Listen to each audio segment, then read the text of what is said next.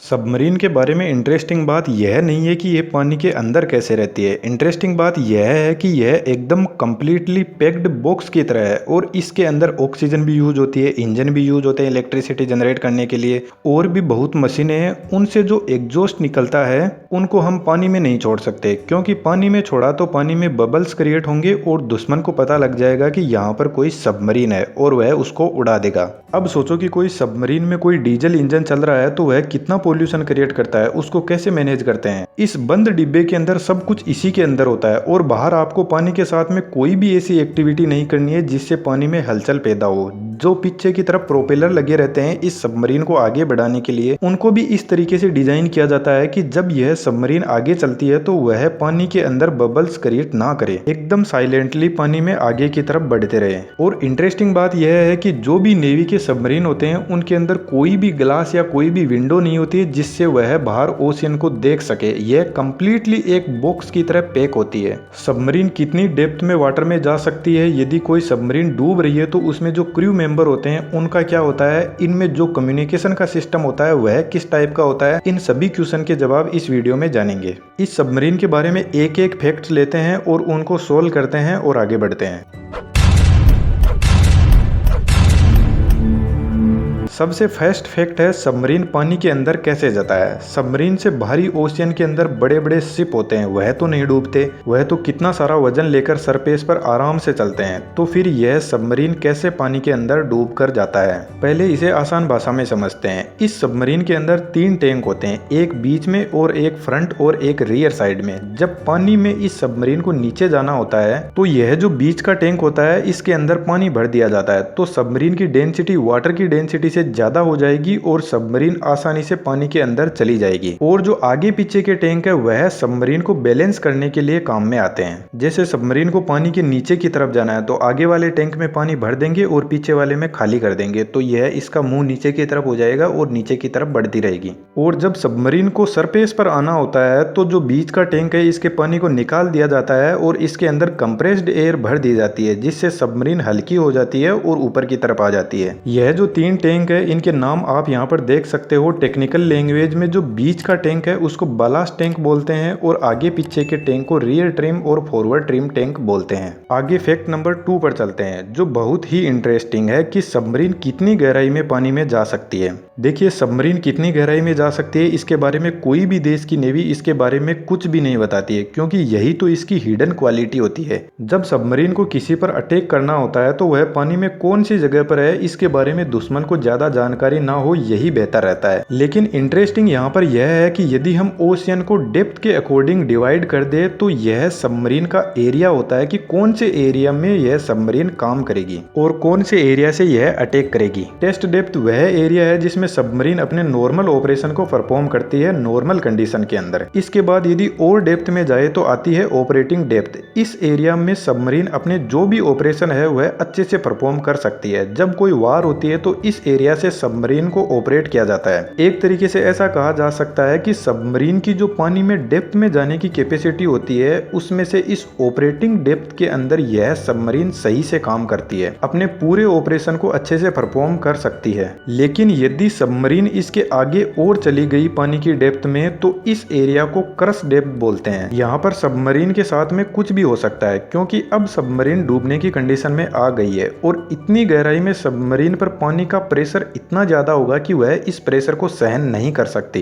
क्योंकि पूरा का पूरा ओशियन इस सबमरीन को प्रेशराइज कर रहा है पानी से। फैक्ट नंबर 3 की भी हम इसी पॉइंट में जान लेते हैं कि इस डेप्थ के अंदर सबमरीन और सबमरीन के अंदर जो क्रू मेंबर की टीम है उसके साथ में क्या होगा। जब यह सबमरीन बहुत गहराई में चली जाएगी यानी क्रश डेप्थ में, तो पानी का प्रेशर इस सबमरीन को उस तरीके से टुकड़ों में तोड़ देगा जिस तरीके से हम किसी गुब्बारे को पकड़कर फोड़ देते हैं। जब सबमरीन अपनी बाउंड्री को क्रॉस करके चली जाती है नीचे की तरफ तो इसमें काम करने वाली जो क्रू मेंबर की टीम है वह भी इस प्रेशर को सहन नहीं कर पाएगी और उनके लंग्स और हार्ट फेल हो जाएंगे और इस प्रेशर की वजह से इस सबमरीन में एक जबरदस्त धमाका होगा और इसके इतने टुकड़े हो जाएंगे कि यदि इसको कोई ढूंढने भी भी आएगा तो उसको कुछ भी नहीं मिलेगा। तो इस तरीके से जो सबमरीन होती है इसके एरिया में रहकर ही वह अपना काम करती है और वह एक्चुअल में कितनी डेप्थ पर जा सकती है इसके बारे में कोई कंफर्म डेटा किसी के पास में नहीं होता, सिर्फ नेवी के पास में होता है। अब बात करते हैं फैक्ट नंबर 4 की। इस फैक्ट में हम यह जानेंगे कि जब यह पूरी तरीके से एक बॉक्स की तरह पैक है तो इसमें इंजन कैसे काम करता है। देखिए आज के टाइम में दो तरीके की सबमरीन है। एक सबमरीन वह है जिसमें डीजल इंजन यूज होता है और एक सबमरीन आज के टाइम में न्यूक्लियर पावर सबमरीन भी यूज होती है। जो डीजल इंजन सबमरीन होती है उसमें जब डीजल इंजन को स्टार्ट किया जाता है तो वह बहुत ज्यादा पोल्यूशन क्रिएट करता है और एक बंद डिब्बे के अंदर यदि यह इंजन चलता रहेगा तो इसके अंदर जो भी काम करने वाले क्रू मेंबर है वह मर जाएंगे घुट घुट के। तो इसलिए इसमें डीजल इंजन के साथ में एक बहुत ही बड़ा बैटरी पैक होता है। तो इस डीजल इंजन का इन बैटरी को चार्ज करने के लिए काम में लिया जाता है। जब इन बैटरी को चार्ज करना होता है तो सबमरीन ओशियन के सरफेस पर आती है और अपने इंजन चालू करती है और इन बैटरी को चार्ज करती है। जब यह चार्ज हो जाती है तो इंजन को बंद करके यह अपनी डेप्थ में वापस चली जाती है। डीजल इंजन वाली सबमरीन को 48 आवर के बाद में एक बार सरफेस पर आना ही पड़ता है बैटरी को रिचार्ज करने के लिए और इन्हीं बैटरी से एक मोटर के थ्रू जो प्रोपेलर लगा है इस सबमरीन को आगे बढ़ाने के लिए वह रोटेट होता है और इसमें जो इलेक्ट्रिसिटी का सोर्स है वह भी इन्हीं बैटरी से मिलता है। इसके अलावा जो न्यूक्लियर पावर सबमरीन होती है उसके अंदर बैटरी वाला सिस्टम नहीं होता है, वह इंजन ही एनी टाइम इलेक्ट्रिसिटी जनरेट करता है और सबमरीन को चलाता है। न्यूक्लियर पावर से यहाँ पर स्टीम टरबाइन के थ्रू इलेक्ट्रिसिटी जनरेट की जाती है। इसी वजह से यह सबमरीन 90 दिनों तक पानी में रह सकती है, लेकिन इसकी कॉस्ट भी बहुत ज्यादा है।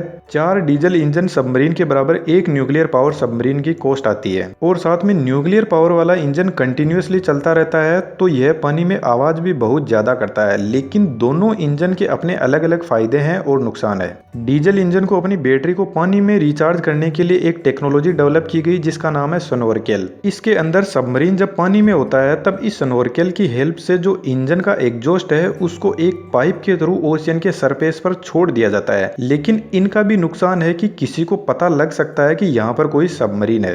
सबमरीन के अंदर ओशियन का जो पानी है उसी को डिस्टिलेशन की प्रोसेस से पीने लायक बनाया जाता है और ओशियन के पानी से ही ऑक्सीजन निकालकर यहाँ पर काम में ली जाती है क्रू मेंबर्स के सर्वाइवल के लिए। बाकी टाइम टू टाइम सबमरीन को अपनी ऑक्सीजन को मेंटेन करने के लिए बैटरी को रिचार्ज करने के लिए सरफेस पर आना ही पड़ता है और पानी में यह सिक्योरिटी पर्पज से इन सब को नहीं छोड़ सकते। फैक्ट नंबर 5, सबमरीन का कम्युनिकेशन सिस्टम कैसे काम करता है। देखिए जो जीपीएस सिस्टम होता है वह पानी में काम नहीं करता है, इसलिए सबमरीन में sonar, sound and navigation and ranging system use होता है। यह डिवाइस पानी में साउंड वेव को छोड़ता है और जब कोई दूसरा शिप या सबमरीन इसके एरिया में आता है तो यह साउंड वेव सामने वाली डिवाइस से टकराकर वापस इसी के पास में आ जाती है। उसी से यह डिटेक्ट करता है कि यहाँ पर कोई डिवाइस है। लेकिन जब सबमरीन को सरफेस पर कांटेक्ट करना है तो यह सबसे बड़ी प्रॉब्लम है, क्योंकि रेडियो वेव पानी के अंदर काम नहीं करती है तो जीपीएस काम नहीं करेगा। और आज भी जब सबमरीन पानी की गहराई में होती है तो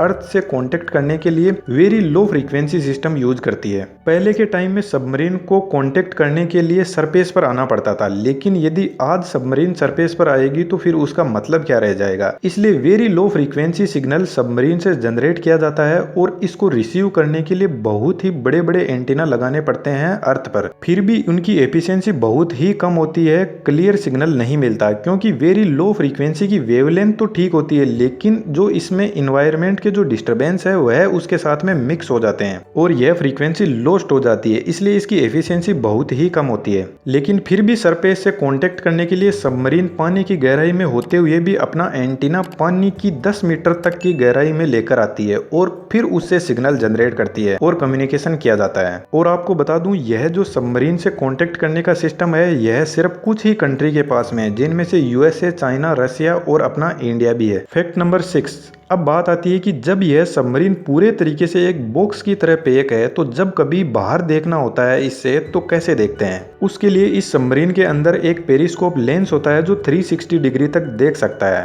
और आजकल यह लेटेस्ट टेक्नोलॉजी की वजह से नाइट में भी अच्छे से देख सकता है, ऑब्जेक्ट को बड़ा करके देख सकता है। तो बेसिकली पेरिस्कोप लेंस ही है जो सबमरीन के बाहर देख सकता है और यह लेंस सबमरीन के ऊपर लगा रहता है। सबमरीन का जो भी कम्युनिकेशन सिस्टम होता है यह सबमरीन के ऊपर ही होता है। फैक्ट नंबर 7, अब यहाँ पर कैसे पता चलेगा कि इस सबमरीन को पानी में जाना कहाँ पर है, कहाँ पर इसको रुकना है, क्योंकि बाहर तो इसमें देखने के लिए कुछ है ही नहीं। देखिए ओशियन में भी नेविगेशन सिस्टम होता है। जब यह सबमरीन सरफेस के पास में होती है तो अपने एंटीना को यूज करके सैटेलाइट के थ्रू अपनी पोजीशन को पता करती है। लेकिन जैसा कि मैंने कहा कि पानी में जीपीएस काम नहीं करता, तो यहाँ पर ओशियन का जो नेविगेशन सिस्टम होता है जो पानी के अंदर काम करता है उसका नाम है आईजीएस यानी इनर्शियल गाइडेंस सिस्टम। यह बहुत ही एक्यूरेट होता है और इस सिस्टम के अंदर बहुत सारे सेंसर होते हैं, जैसे एक्सेलरोमीटर होता है, जायरोस्कोप होता है। इन सेंसर की हेल्प से जो कंप्यूटर होता है वह कैलकुलेशन करता है और हमें डिजिटल फॉर्म में रिप्रेजेंट करता है कि हमारी एक्चुअल में पोजीशन कहाँ है, हम किस साइड में जा रहे हैं, आगे चल रहे हैं या पीछे चल रहे हैं, सबमरीन का एंगल क्या है, यह सब इसी आईजीएस से ही पता चलता है। फैक्ट नंबर 8,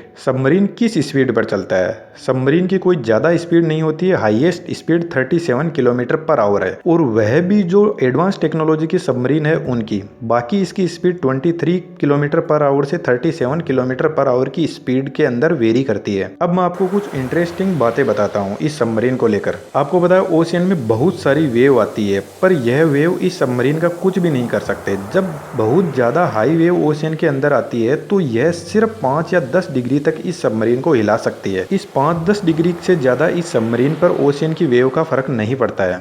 सबमरीन को जब पानी में टर्न लेना होता है तो इसके अंदर भी फिन्स लगे रहते हैं, जैसे एयरप्लेन वाले वीडियो में मैंने बताया था उस टाइप से ही सबमरीन के अंदर एलिवेटर और रडर्स पीछे की तरफ लगे रहते हैं पानी में इसको टर्न लेने के लिए। सबमरीन के अंदर एडवांस टेक्नोलॉजी के वेपन होते हैं, जैसे मैंने अभी एक वीडियो में ब्रह्मोस मिसाइल के बारे में बात की थी, तो ब्रह्मोस मिसाइल को भी सबमरीन से लॉन्च किया जा सकता है। बाकी इसमें न्यूक्लियर वेपन भी होते हैं और भी बहुत वेपन इस सबमरीन से लॉन्च कर सकते हैं। सिर्फ 4-5 कंट्रीज के पास में ही अपना खुद का सबमरीन है, जिसमें हमारा इंडिया भी है। जब कोई वार होती है तो सबमरीन के जो वेपन होते हैं उनका बहुत बड़ा रोल होता है, क्योंकि यह एक तरीके से छिपे हुए रहते हैं। कब कहां से अटैक हो जाए दुश्मन को ज्यादा पता नहीं रहता इसके बारे में। इसके अलावा बहुत टाइप के सबमरीन होते हैं। एक अटैक सबमरीन होता है जो कम दूरी के दुश्मन पर अटैक करता है। इसके अलावा एक बैलिस्टिक सबमरीन होता है जो लंबी दूरी से अटैक करता है। बाकी इन सबमरीन के अंदर इंटेलिजेंस सर्विलेंस का पूरा सिस्टम लगा रहता है सबमरीन के अंदर से, जिसको कंट्रोल किया जाता है। बाकी मेरे हिसाब से मैंने आपको सबमरीन के बारे में बहुत कुछ एक ही वीडियो में कवर कर दिया है एंड आई होप दैट कि वीडियो आपको अच्छा भी लगा होगा। और यदि वीडियो आपको अच्छा लगा तो चैनल को जरूर सब्सक्राइब कीजिएगा और चैनल पर विजिट कीजिए और ऐसे ही वीडियो को और एंजॉय कीजिए। Thank you.